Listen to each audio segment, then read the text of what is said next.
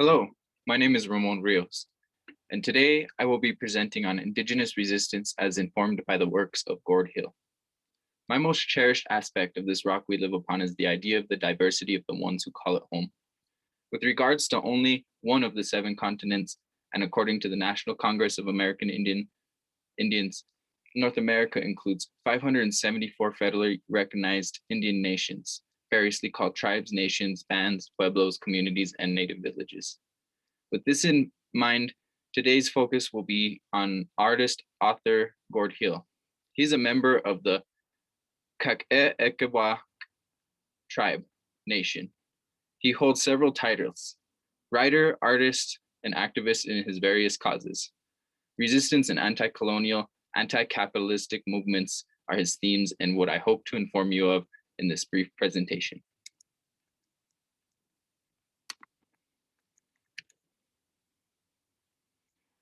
Here we see one of his comic books illustrated by Gord.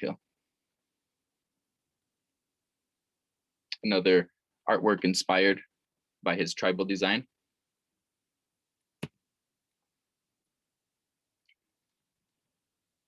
Manifest Destiny and the U.S. Indian Wars. I appreciate the historical context Hill brings to the table, where he shows the effects of an ideology that seems at face value correct. But he states, under the ideology of Manifest Destiny, the U.S. was to launch a renewed period of genocidal war against those regions and First Nations which remained unsubjugated.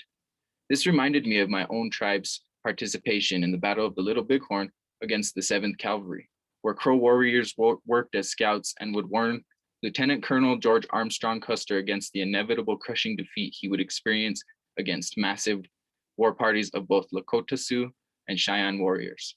Gord writes, although the U.S. Indian Wars of this period were by no means one-sided, the U.S. forces suffered many defeats. My nation, the Apsaluga, was actually hit very hard by the early biological warfare of the U.S. by means of gifted blankets laced with smallpox, almost driving our culture towards extinction as a result. Hill gives evidence here. The continuing spread of diseases such as measles, smallpox, and cholera between 1837 and 70, at least 4 major smallpox epidemics swept through the Eastern Plains and between 1850 and 60. A dark and terrible elucidation of American history indeed. African slavery, African rebellion, and the US Civil War. In the way Hill spells Africa with a K, not Africa with a C, I believe he articulates his true passive resistance towards the name given to the content by colonial powers.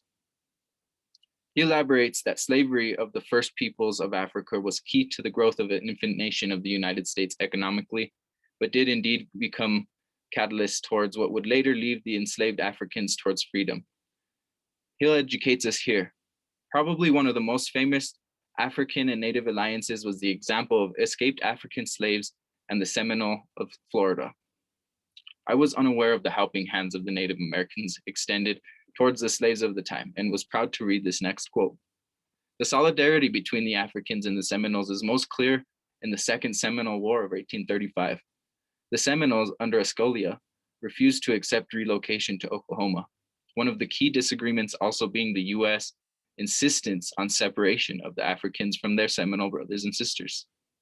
This just goes to prove that we Indigenous people, no matter tribal affiliation or setting, stick together in valuing all life. Altogether, these events led to the end of slavery, but with one caveat: the beginning of the American Civil War.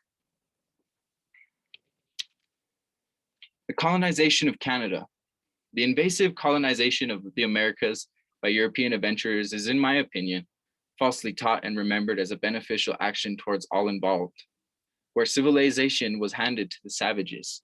Then in payment of this great evolution of life and technology, they happily shared their land and cultures with said colonists, just like the campy image of pilgrims and natives sharing a Thanksgiving meal at the table. In truth, this was a historical cover for what was a lucrative land grab, in my humble opinion. Hill elaborates this history. The first major colonization of what would become Eastern Canada was carried out by France. Between 1608 and 1756, some 10,000 French settlers had arrived in Canada.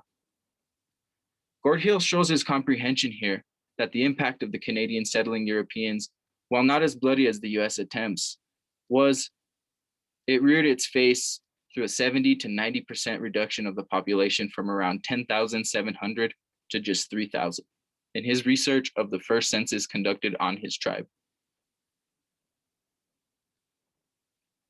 Extermination and assimilation, 2 methods, 1 goal.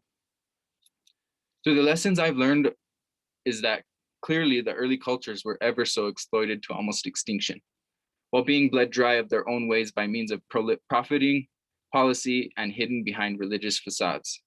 Tearing apart nations was not a goal, but rather a byproduct of colonial values, while also opening up the lands to further make full use and benefit from newly found resources.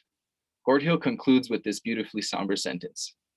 What the governments did not count on was the continued resistance of these Native people.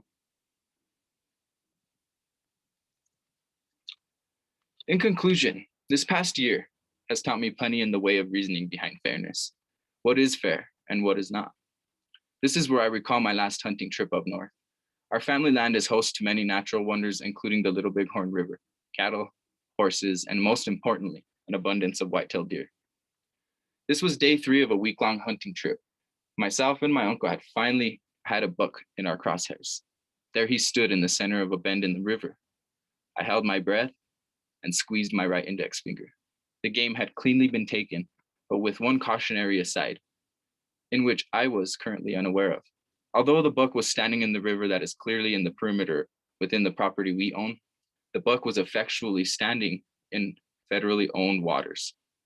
By federally mandated law in Montana, enrolled members of the tribe, as well as tribal authorities, have indisputable ownership of the land that runs underneath the river, but no disputable rights to the water that flows through it.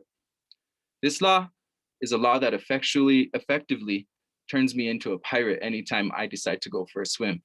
Truly, violence is historically ironed into an entire facet of my Indigenous ways, with many historical battles fought both in and out of the courtrooms.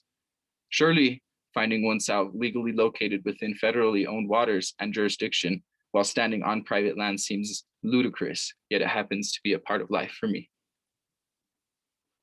Thank you for listening.